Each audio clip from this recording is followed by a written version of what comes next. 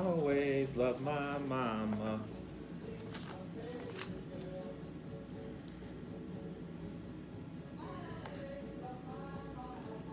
She brought me to this world. She'll take you out too.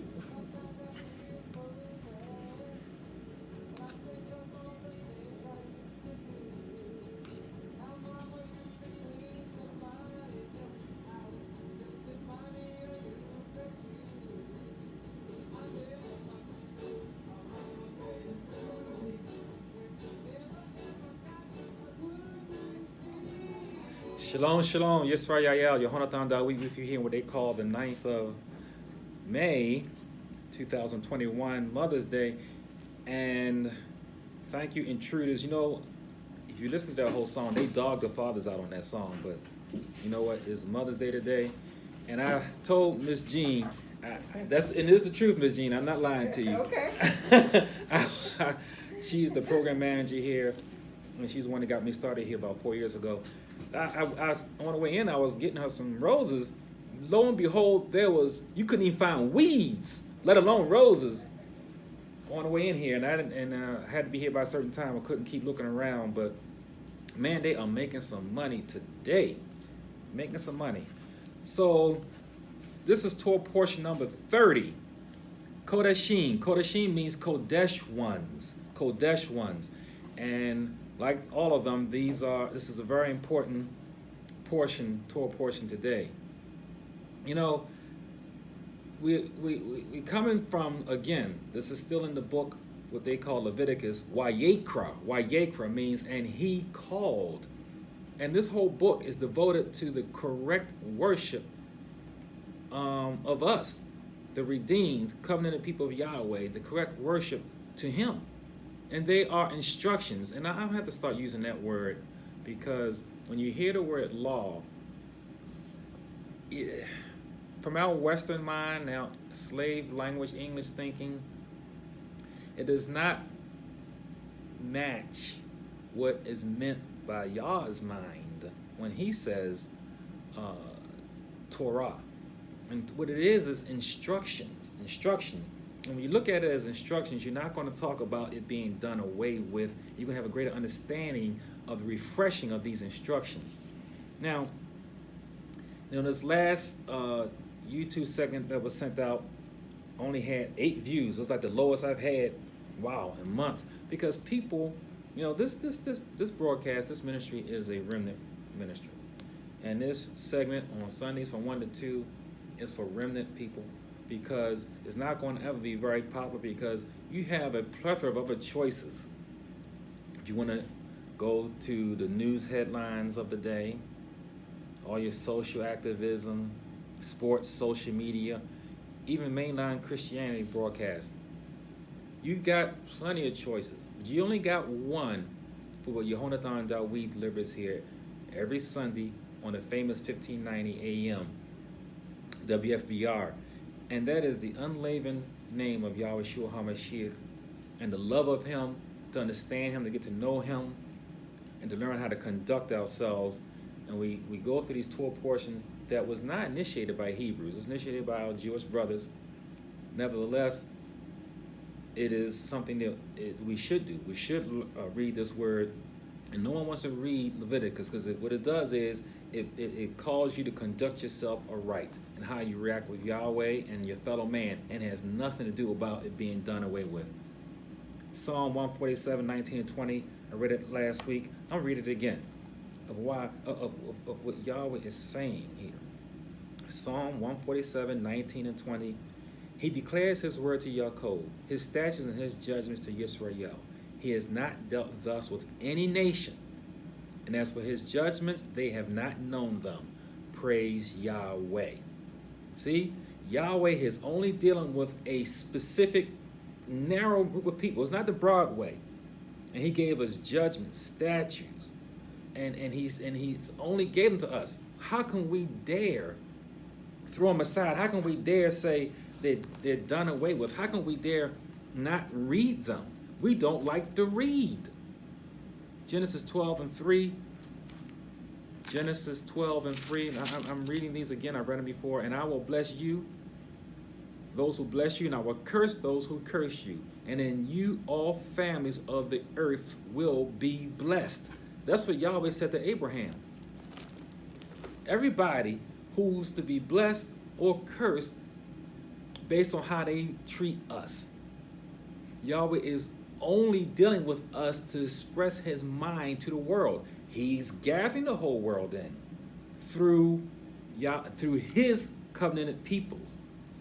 Through his covenanted peoples. Galatians 3:8. Galatians 3:8. And it reads, and the scriptures foreseen that Yahweh would justify the Gentiles by faith. So he's justifying the Gentiles by faith, not by 613 commandments. Preach the Besorah, which you call the gospel, to Abraham beforehand. Now, how did he preach it to Abraham when there wasn't even 613 commandments written? So he preached this Besorah to Abraham beforehand, saying, in you all nations will be blessed. I want you to understand that even though we're going over these Torah portions, it's always been planned to be in the heart and not written. Not written. It was written because you asked for it. Isaiah 59:21, and I read it many times over the last 4 years. As for me, says Yahweh, this is my covenant with them, us. My ruach, which is on you, and my words, which I have put in your mouth, will not depart from your mouth, Yehonatan Dawid, or insert your Hebrew name in there, nor from the mouth of your descendants, nor from the mouth of your descendants, says Yahweh, from this time and forevermore. That means here today, in what they call the 9th of May, his word that he has to send to the world still comes through his covenanted peoples. Yahweh does not change. He does not change. If he says something, he means it. If he says you're blessed, you're blessed. So stop cursing yourself. So, for this cause, no other peoples have our history and pain. There is no other group of peoples who have been through what we have been through in our history. And it's documented by your own enemies, by your slave masters. No one has been through what we have been through. No nation, no people. They tried to enslave other people. They couldn't do it. No one else had the strength and endurance and the mentality to be enslaved. Last week, the Torah portion was Korea, which shows that Yahweh is a gift that he gives us to be able to confess. Confession is a gift because it gives you a chance to come to Yahweh for removal of your sins. We talked about the two goats. You have the two goats. One was for Azazel, thrown off the cliff, so he was killed, but the other one sacrificed his life. And we know who that one is. That's Yahweh Shua. And we know that the priest, the chief Cohen, okay, the Gadol Cohen, he would sprinkle the goat's blood onto the people 7 times. What did Yahweh Shua do? From the tree, from the almond tree on the Mount of Olives, he had 7 last utterances. In each utterance, he spewed blood on the people. See, the thing about learning and studying these Torah portions, again, is being able to connect them to Yahweh Shua. It's not about trying to hit you upside the head with stone commandments, 613 stone commandments. No, it's not. It's trying to get you to connect all of it to what you love so much, the Brit Hadashah, the New Testament. All of it, all 613 connects you directly to Yahweh Shua. You cannot understand him unless you read his instructions. You cannot understand him as well, or as thoroughly, I should say, without learning from the man, hearing, sitting at his feet, like he's sitting on a mountain and you're at his feet, like the Beatitudes, and hearing what he has to say, and hearing his instructions. We know those instructions were given on the Day of Atonement. When Moshe came down with the stone tablets, it was on the Day of Atonement. A day of being humbly receiving the instructions, because we said out of our mouths, we're going to do whatever you say do. And then he gave it to us. What did we do? We broke them before we even got them. You know, the blood to water covenant is expressed very clearly by Shaul, but people get them mixed up. In 2 Corinthians 3:12-18, he said that this veil that covers Moses' face is still covering us today. That same veil that covered his face is covering our face to this day. Isaiah 25:7. That's why Yahweh says that he's going to destroy this veil that covers the whole earth. Is the veil, Esau's veil that covers the earth, of a red Jesus and 613 commandments. That's the veil that's going to be destroyed in Isaiah 25:7. He told us previous to that in Isaiah 6:9-13, that seeing we do not see, and hearing we do not hear. We do not do it. This is why in 70 AD, Yahweh says, I'm going to show you better than I can tell you. He allowed the what you call temple to be burned down, destroyed, so you can stop running to it and trying to please him with your self-righteousness. Scattered us all throughout the earth, and now we are all throughout the earth. You're supposed to be salt to the earth. Season and flavor this place. Be a beacon, be a light. Don't hide it. Be a beacon, be out there. Be a light.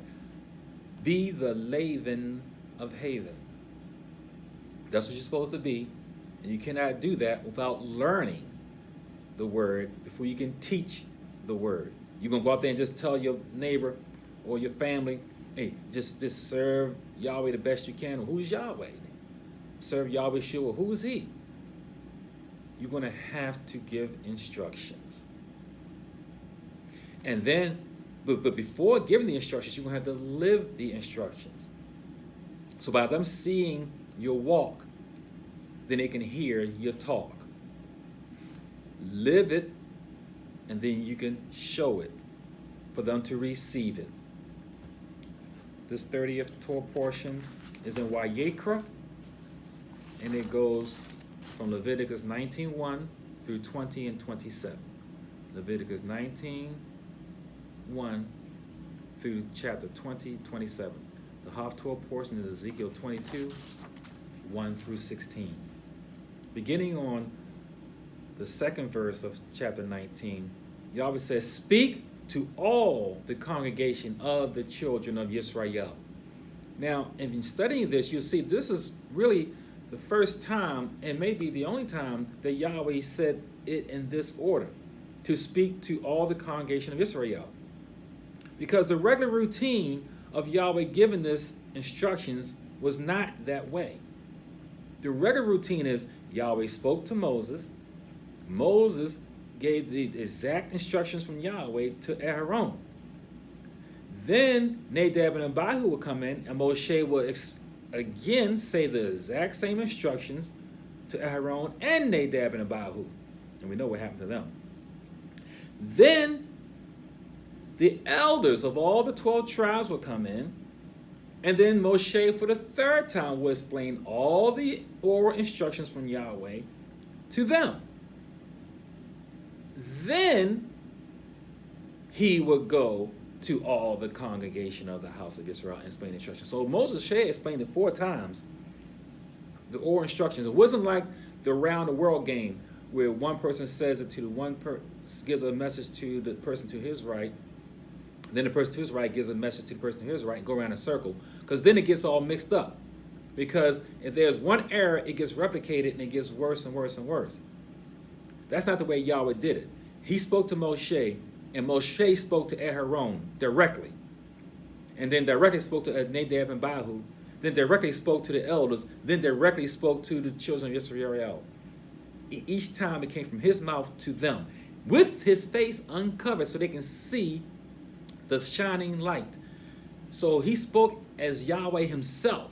This is probably why they had Moshe seared into the sulcus of their brains. And they were just fixated on it because of this light.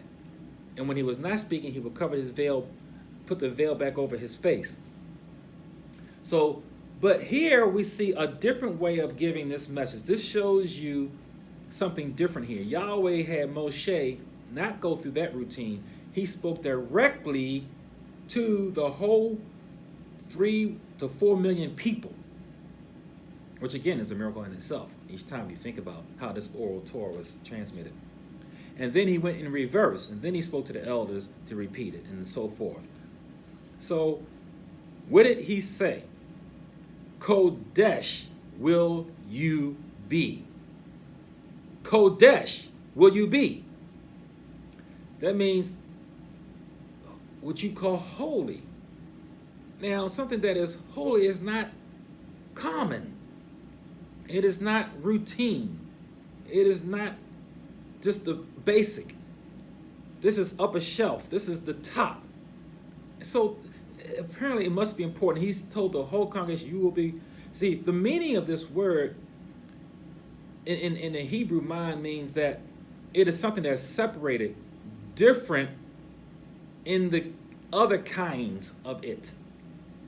From what it is different from what it previously was connected to. See, Yisrael was previously sewn into the fabric of Misraim. So in being Kodesh, we agreed to be rent from the fabric of Misraim. We agreed to be rent from them. And this is why one of the things Yahweh says is not to have mixed clothing. Don't have mixed fabrics. Because we at one time was like, in terms of the Hebrew mind, of the same cloth as the Misraims. Matter of fact, we all looked just like them.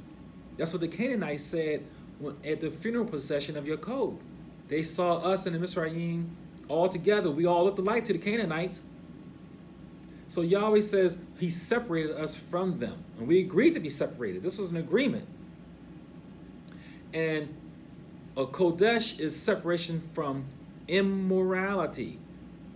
But more than that, it is a separation, it is a moderation of what is specifically permitted. See, anybody knows you don't just go across the street and have sex with neighbor's wife.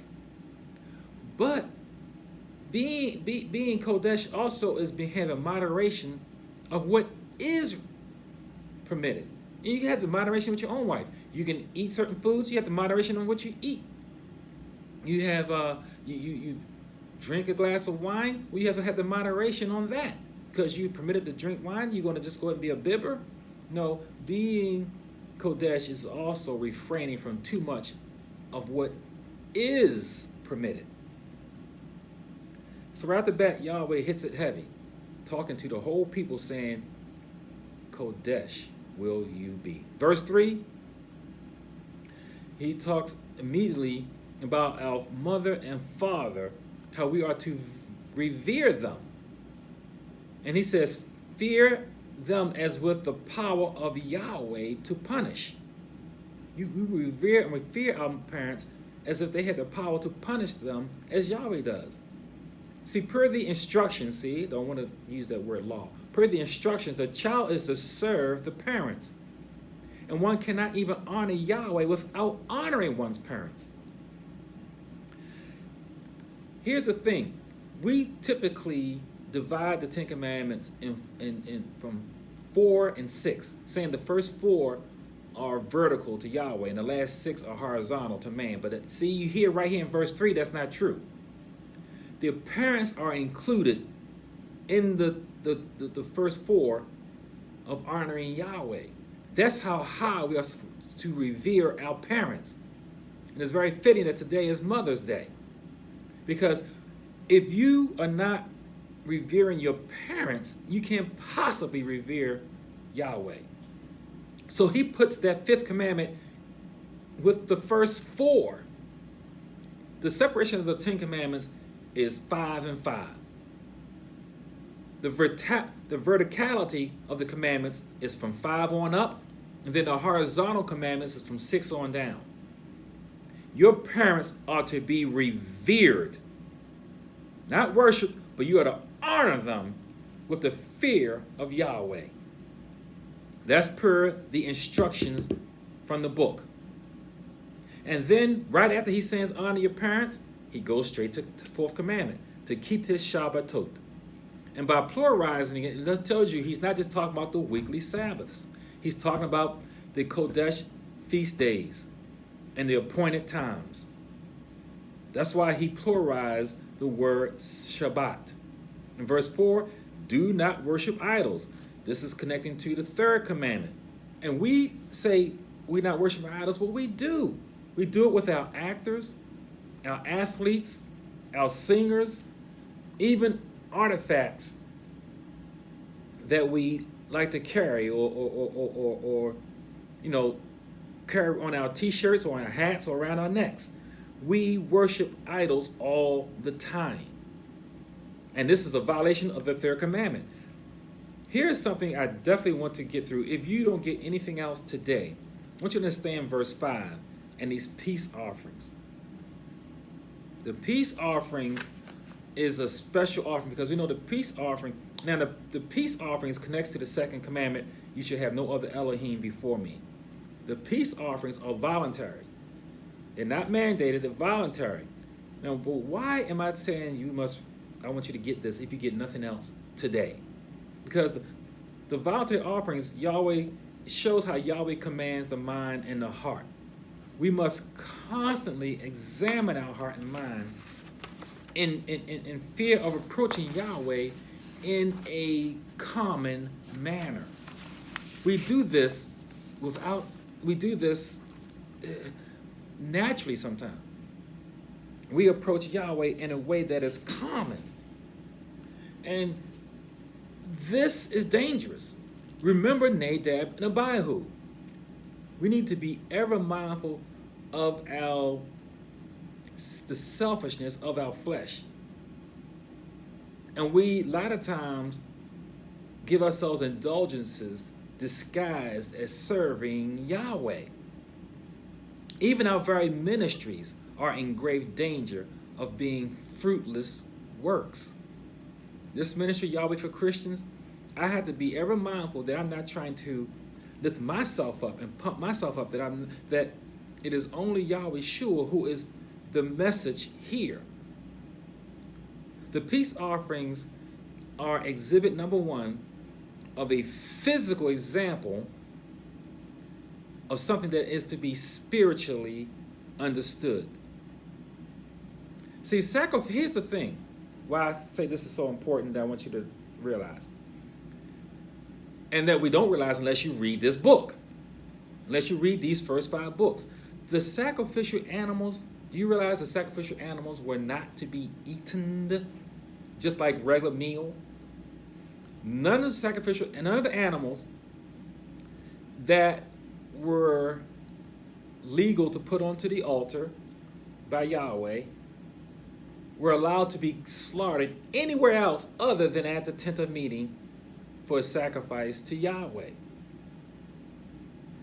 And if you understand that, you realize that you don't just kill a sheep or a goat or any of those birds or an ox just to eat. It's a reason why they don't run away from you. They, in their ruach, the way Yahweh made them, stayed around men, just like pets. They were given to us, which is a privilege. It's a privilege to be able to have forgiveness, to use as a sacrifice. They are innocent. Their blood is spilled for our sins.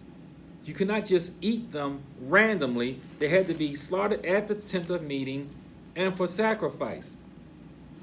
Let me read a very popular psalm that people misuse all the time. Psalm 20, 1 through 5. I'm going to finish this great point about the peace offerings. Psalm 21 through 5. May Yahweh answer you in the day of trouble. May the name of the mighty one of Jacob defend you. May he send you help from the sanctuary and strengthen you out of Zion. May he remember all your offerings and accept your burnt sacrifice. Selah. Whenever it says Selah, it means pause and think on it. If you're reading through the Psalms and it says Selah, and you keep on reading, you're disobeying what you're reading. Selah means stop and think on what you just read. What you just read was, and accept your burnt sacrifice. I want to get back on that. May he grant you according to your heart's desire and fulfill all, A-L-L, all your purpose. Now, okay, verse 5. We will rejoice in your salvation, and in the name of our mighty one, we will set up our banners. May Yahweh fulfill all, A-L-L, your petitions. So we got here twice, all your purpose and all your petitions. That means you open your mouth, you come to Yahweh, you lift up your hands and look up to Hashemayim, not down to hell. Stop praying down to hell. Look up with your hands open, because you can't get nothing in your hands with them closed, like the Catholics taught you how to pray. Yahweh can't put anything in your hands with them closed. Open them up, lift them up to the sky, because that's where he is. He's not down in hell. His son resurrected after the third day over 2,000 years ago. So there's no need looking down. Look up. Hands up, look up, and you're going to get everything you say. But right before that, remember, he said, accept your burnt sacrifice, and he said, Selah. Think about it. That came before you getting everything you want. So what is the burnt sacrifice? See, the burnt sacrifice is your all, loving Yahweh with all your heart, all your might, all your soul, before you can get all your wants and all your petitions. See how that works? See, nobody likes to think about that part. All you hear is you get everything you open your mouth for. Name it and claim it. Blab it and grab it. But you forget about the verse before that that says you have to give him a burnt sacrifice. Because with a burnt sacrifice, you are already lined up in order to Yahweh's will. You're not going to ask for anything you shouldn't be asking for. You're not going to ask amiss like his brother James said, Jacob said. You're going to pray according to what you're supposed to pray. See, the thing about this free will offering, because we're talking about this free will offering, it is easier to sacrifice when you get a fleshly benefit. You know, you give money and have a building put up and your name is on it. Now, I know most of us don't have billions of dollars to have a building built, but we do offer sacrifice that we can. Today's Mother's Day. You might go out with your family, you know, and celebrate grandma. You got family flying in from across the country, maybe even from outside the country. It's going to be a big old happy gathering to celebrate mom and grandmom and great-grandmoms, and it's a beautiful thing. Now, you, as a Torah keeper, ideally would love to have that great gathering of people flying in from across the country, maybe even flying in from outside the country, to sit down and talk about this lesson today. You would love to, if it was up to you, everybody would want to come down and gather together and to your place or some other place and just talk about the word of Yah, and then have a nice meal instead of having, you know, a rigged up money-making day, which is not in the Torah. But it's not against the law. It's not wrong to go ahead and honor your mother. You got people flying in you haven't seen in decades and may not see again. Grandma, 98 years old. Yeah, you should go and see her. You say, no, I'm not coming. It's Mother's Day. No, it's fine to do that. The thing is, that's a sacrifice you're making, but you're in the pictures, you're giving gifts, you eating, enjoying it. You're benefiting from that sacrifice. But the thing about burnt offerings and sin offerings, there is no fleshly benefit. None. And that's what Yahweh is talking about here, about the peace offerings. See, the peace offerings you get to eat. So that means you got people out there who think, man, that ox out there is looking good. I'm going to give Yahweh a peace offering. And come to the tent of meeting because you want to get steak. That's the real reason. You want steak and you want oxtails, soup from your wife, and all this stuff. And Yahweh knows the heart. See, Yahweh is not like man. Man can make a law saying, you shall not steal, and you get locked up for stealing. Yahweh makes a law saying, thou shalt not even think about stealing, or you have sinned. So you come to Yahweh with your peace offering, but your heart is not right. Whereas with a burnt offering or sin offering, it gets burned up on the altar. You don't get nothing out of that. You had to actually lose that goat or that sheep or that ox and lose it and not get anything back. But with the peace offering, you get something back.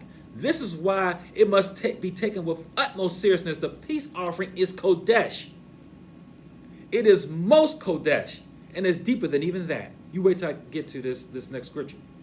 Let's go to Hosea 6, 1 through 3.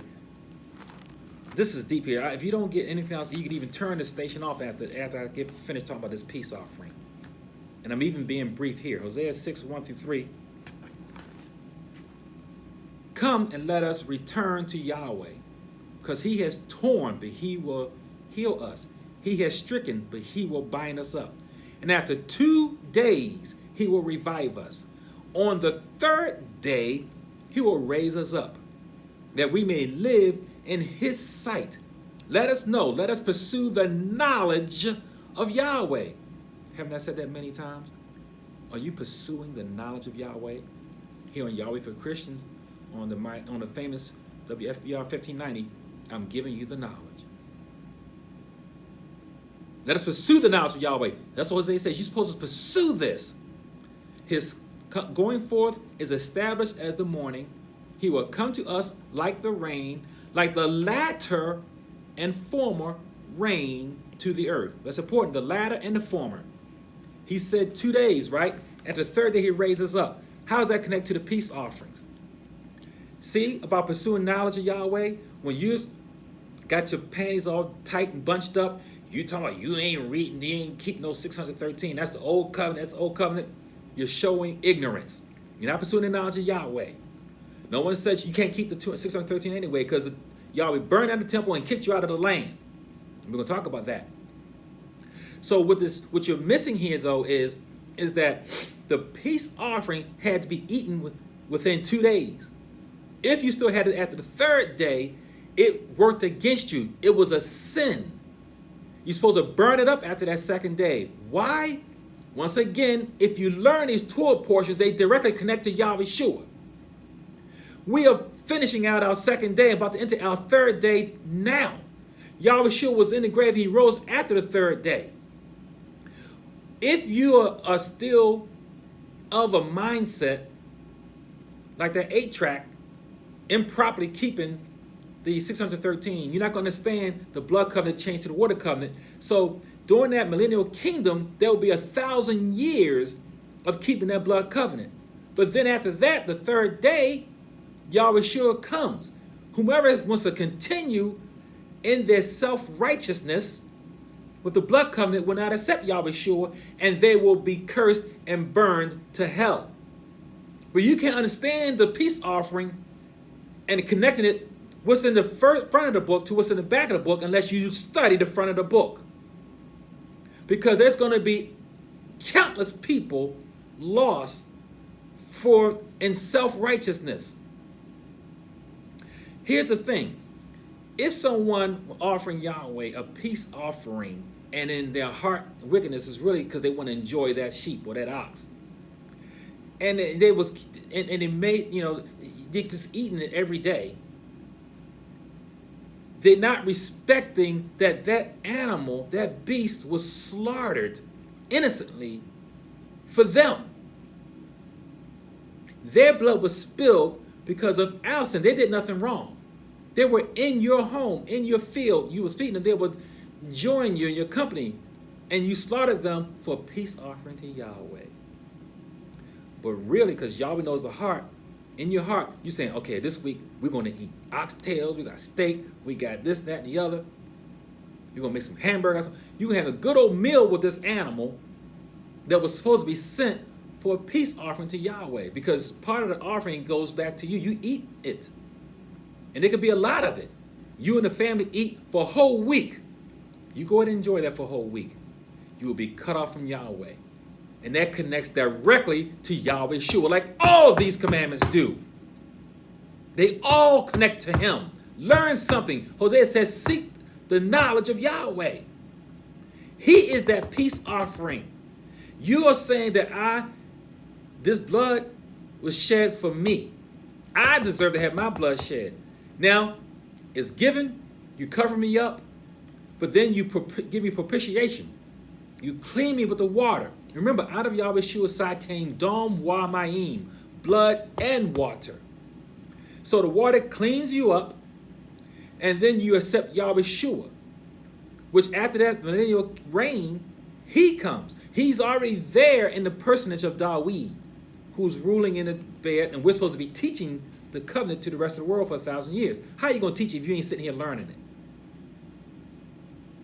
And then after you teach it for 1,000 years, Yahweh Shua himself comes as himself. And then, remember, he's going to come from Zion. This first, we're going to be at Sinai. He's going to come from Zion with Yehuda in tow. And then you're going to say, okay, I no longer am teaching this blood covenant. I'm taking the water covenant for eternal life. He is the tree of eternal life. The water runs in 4 directions underneath the tree of life. The tree we were supposed to have eaten from the very beginning, instead of the tree of Tob Wa Ra, the tree of good and evil, which is where you got your blood from. But you're still going to be loving blood like Esau. You're still going to be slaughtering and slaughtering and slaughtering and drinking down loving blood in self-righteousness. Study this word, tune in. Get your preacher to tune in, especially next week. Oh man, get your preacher to tune in next week. And learn something. And connect this book. It's all it goes together in a symphonic harmony. There's no discord with this word. The discord comes from immature minds who undisciplined, who don't love Yahweh enough to fast and pray and read and study this word. That's where the discord comes from. So when a brother teaches you about the law, you're going to turn it off and go look at the ball game or something. You don't understand that you ain't got no Brit Hadashah. What did they preach and teach about in the New Testament? They didn't have no New Testament. They were living it. I hope you get that. You know what? That is the most important thing I can give you today, is to examine your heart. I'm to examine my heart. Even the thing that you think is so righteous and giving is the main thing to examine. Like, for instance, this ministry that I'm doing right now. Am I doing it for myself to be puffed up, to have my chest lavened up, or am I doing it for the Most High? I tell you what, only got a few people following it. There's a lot of things I can do to puff it up, and I don't. From my mind, and we don't know our own hearts, this ministry is all about him. It ain't about nobody else, and especially not about me. In verse 8, continuing on, the person is living a self-righteous life who doesn't have discernment of the sacrifices that Yahweh afforded us to give. These sacrifices, we must look at them and not do them. Okay, here's another one, here's another one, here's another one. We get numbed by it. We get jaded by it, and we don't realize, we just don't realize it, the seriousness of what these rituals are all about. These are not just something to fill time up. In verse 9, Yahweh is understood to be who he is. So he doesn't really go there. In verse 9, he starts reiterating how we're supposed to treat each other on a horizontal level. He started on a vertical level first, with our mother and our father, how we're supposed to honor and revere them as unto Yahweh. And then in verse 10, he starts on how we're supposed to revere or interact with one another. And he starts with, do not glean every bit of your field. In other words, leave something for the poor. Do not steal, do not deal falsely, and do not lie in verse 11. See, here's the thing again. I'm going to have to keep on going back to this. Are we trying to say that today you're supposed to steal and deal falsely and lie because that's the old covenant? Can't you see the folly in that? That it is sheer foolishness and folly to even have a thought like that? In verse 13 it says, do not withhold what is due someone who works for you. You know, every week we're being violated when we go to work. Most of us get paid every 2 weeks. That's a violation of the Torah. Right here in verse 13. You're supposed to get your money every day. Verse 14, don't mislead the deaf and the blind. And this is directly talking about the leadership and their lying doctrine. Every last preacher preaching today is leading the blind and the deaf into the ditch. And that's a direct violation of the Torah. You have no business whatsoever to be in a church teaching about the Bible, about the Lord God Jesus Christ on any day, particularly Sunday, Sun God Day. Shabbat was yesterday. You should have been instructing that day. And thou shalt pay. You like how I use that slave language? Since you want to be a slave, you're going to be treated like one. Verse 16, verse 15, do not pervert justice. Don't pervert justice to the poor or to the rich. Somebody who's poor, do not give him the special preference just because he's poor. Oh, it don't matter that he cheated the man. The man is rich anyway. No, you still not, even if you're poor, you don't get special dispensation because you try to get over on somebody rich. If you're rich, you don't get any special dispensation because you have power and influence. That's from the Torah. Because in Yahweh, everybody's equal. He is no respecter of persons. Verse 16, do not bear false tales and do not stand against somebody's life. Verse 17, don't hate your brother. You can rebuke, but rebuke righteously. Don't bear sin. See, we don't do these things. Forget about the vertical commandments. We can't even do the horizontal ones. You're too busy saying the law is done away with. So go ahead and slap your brother and take his wife. If it's done away with, that comes from spiritual immaturity to believe that the law is done away with. Not understanding the correct, proper teaching of these instructions. That's what it is. It's just not understanding it. You're not understanding. Verse 19, do not mix. This is equally as important as what I was talking about the free will offerings. Because see, Esau is the mix master. I don't care who your favorite rap artist is, ain't nobody a better mixer than Esau. He mixes man with man and woman with woman, man with beast. He mixes with flowers and vegetables and man. He mixes with machines. To this day, a day does not go by where you have not come encounter with mankind. They proliferate among us and gaining probably tens of thousands per day, maybe even a million a day. Mankind mixing with man.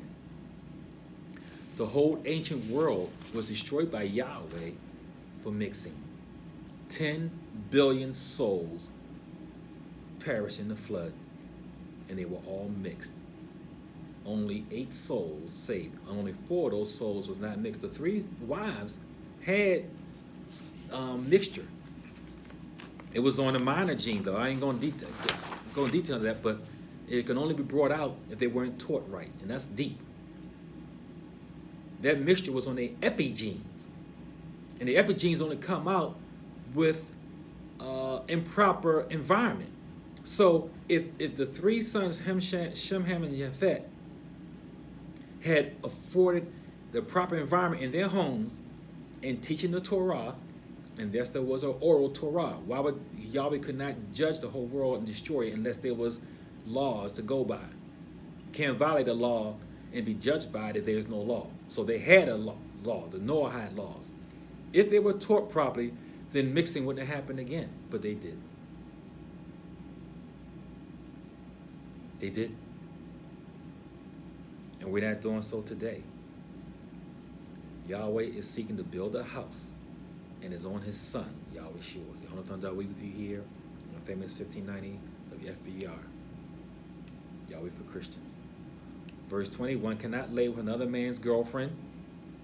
Well, she's not his wife. You know what? Verse 20 is wrong. Verse 23, do not eat from... Now, here's the thing that takes faith. You got this new largesse that Yahweh gave us. You didn't earn it.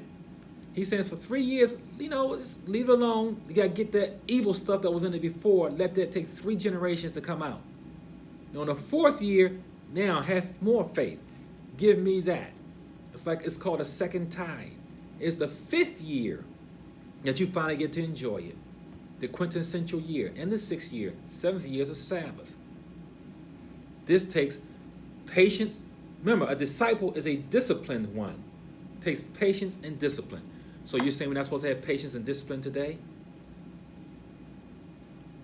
Verse 25, and then verse 26, do not eat blood, nor practice blood rituals.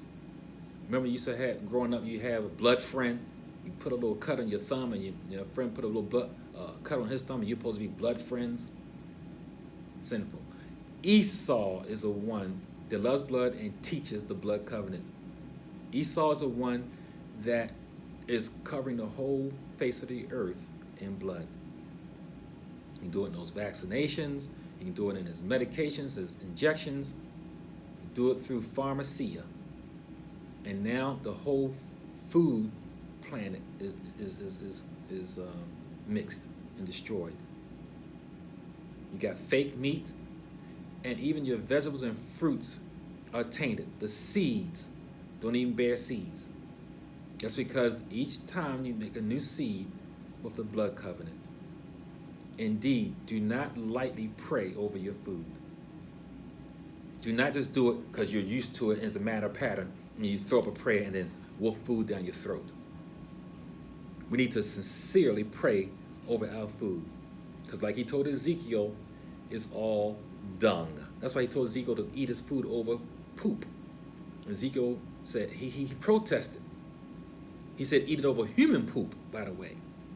Ezekiel protested, and Yahweh gave him grace and said, okay, cook your food over cow poop. But you didn't get the message. Here in 2021, everything we're eating is dung. Dung. That's what it is. Pray over your food. And don't eat anywhere. Today's Mother's Day, we're eating all over the place. Bless your food. Eat it in humility and thankfulness and praise.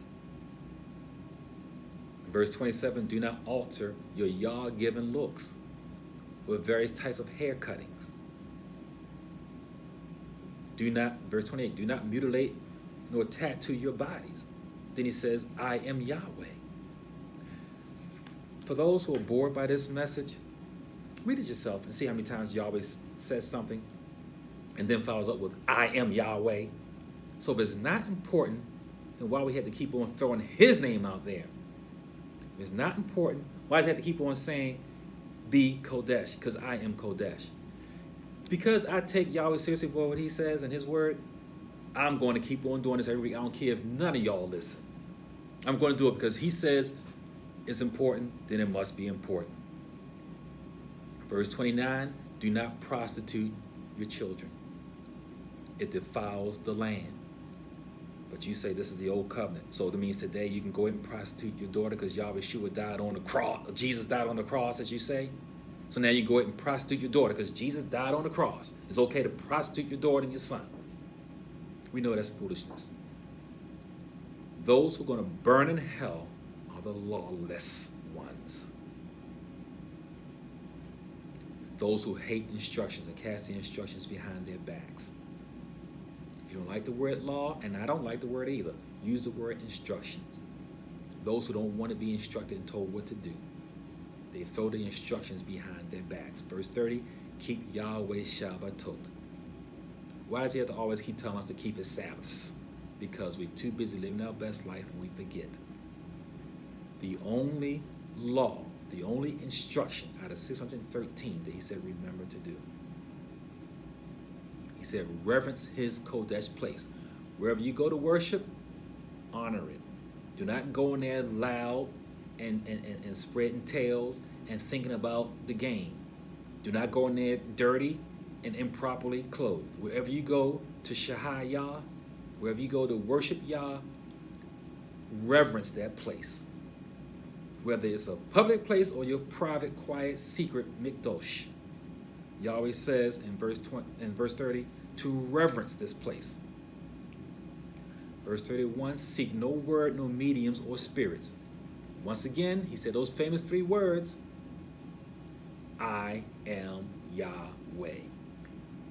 right after saying it. It's just like saying, I love you. Yep. You know those 3 words, I love you. These 3 words mean I love you.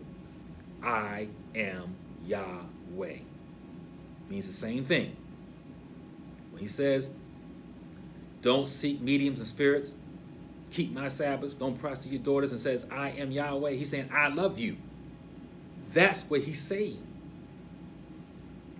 You can say that to your wife today. Instead of saying, I love you, on Mother's Day, say, I am Yahweh. You're representing Yahweh to her because you love her. Verse 32, rise and honor the elderly. Then he says, fear Elohim, I am Yahweh. I mean, he really doubles it. You got a person like me with this gray beard and gray hair. You're supposed to honor me. Yahweh says, honor the elderly. Honor those who have been on this earth for a while. He says, rise. You don't just go ahead and just, when they come in, you're supposed to stop what you're doing, stand up, and honor them. He says, fear, verse 32 of chapter 19 of Leviticus. He says, rise and honor them. Fear Elohim. After he says that, then he says, I am Yahweh. Why would that's double emphasis. Fear Elohim. I love you. I am Yahweh. How is it that he even doubly emphasizes this about the elderly? Because you know what? You know, man is made after Yahweh's image. But the elderly person looks more like Yahweh than the young stud muffin. See, the elderly with the gray hair and the gray beard and gray, all that gray, he looks more like Yahweh than the young stud. This man is made at this woman is made after the image of Yahweh. They've been on this earth longer than you. They have been around. You honor them. We live in a society that does not do that. They kill the elderly. They're trying their best to kill every last elderly person on this earth right now. Verse 33, don't mistreat strangers.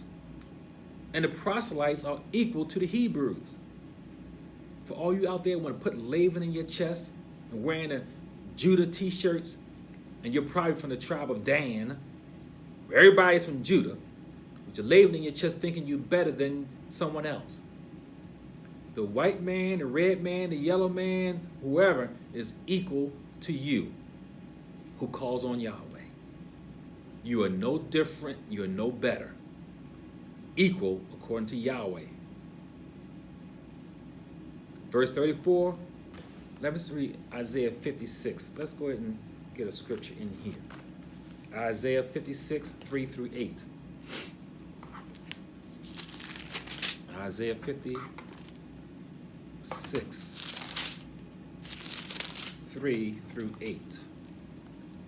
Do not let the son of the foreigner who has joined himself to Yahweh speak, saying, Yahweh has utterly separated me from his people. Nor let the eunuch say, here I am, a dry tree. Because thus says Yahweh, the eunuch who keeps my Shabbatot, and chooses what pleases me, and hold fast my covenant, even to them I will give to my house, my bayet, and with my walls a place and a name. Better than the Benaim, the sons and daughters. I will give them an everlasting name that will not be cut off. Also the sons of the foreigner who join themselves to Yahweh to serve him and to love the name of Yahweh, not the LG, not LGJC, and to be his servants. You got to be his Iber. Everyone who keeps from defiling my Shabbatot and holds fast my covenant, even them I will bring to my Kodesh mountain. That's Sinai. Bring them to Sinai, where you got the law you keep saying is done away with. And make them joyful in my house, in my bayet of Palil, of prayer. Their burnt offerings and their sacrifices. Burnt offerings, remember I told you what that burnt offering is. That means you ain't trying to get a come up on what your so-called ministries are and your sacrifices. Your burnt offerings and their sacrifices will be accepted on my altar, because my bayet will be called a bayet of prayer for all goyim. See? You want to take the label out of your chest now and stop thinking you're better than other people? If they just accepted Yahweh Shua yesterday, they're just at least as equal to you, who had your 40 years in. They have covenanted with Yahweh and have subjected themselves to him and his refreshed covenant, and they call on his name. Do not mistreat him. Do not put him down. He says in verse 35, don't pervert justice. And that means even us on a low level of cheating your brother in any kind of way. Verse 36, he says, I brought you out of bondage, not to be like those who are still in bondage. Like the firstborn of Mizraim, I discern. Yahweh discern who was the firstborn and who was not. The world's houses are to be built after the blueprint of Yahweh's house, which is a house of freedom. His instructions free us on how to live. And we reside in a free house on the foundation of his son. Don't be lawless. Don't be like the houses of the world. They are supposed to deconstruct their houses and build them after the blueprint of your house, which is a house that brings forth the name of Yahweh. Let me go to, I want to read specifically in Leviticus 19 and 37. 1937, he says, therefore, you observe all my statutes, all, and all my judgments, all, and perform them. Once again, I love you. Your Bible might says, I am Yahweh. Same thing, I love you. I am Yahweh. See how he keeps following up with that? Now you're going to have time to finish. Go to chapter 20. But in 18 and 19, it's all about the negative commandments. Then he starts off with talking about Moloch, how we would sacrifice our children to Moloch, because the greatest sacrifice you can give is your children. But Moloch came from your incestuous cousin, the youngest son Ammon. And that's his deity. And it is an ox deity. Why an ox? Because Shaitan is smart. The ox represents Yahweh. It's the first letter of the Hebrew Aleph Bayet. And it has 7 chambers on his chest. What does Revelations say? 7 called out ones. 7 what you call churches. See how it all parallels? And in verse 4, Yahweh calls us the people of the land.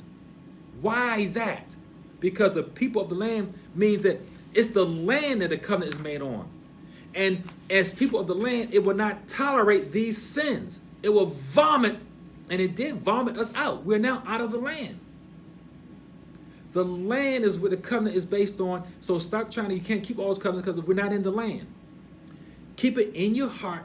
The meeting place is in your heart with Yahweh Shua. Next week, Torah portion number 31 and more means speak. It's about the purity rights of the priest. You definitely want to have your preacher tune in next week. You don't know that week if you hear right for Christians. Shalom Aleichem, peace be on you.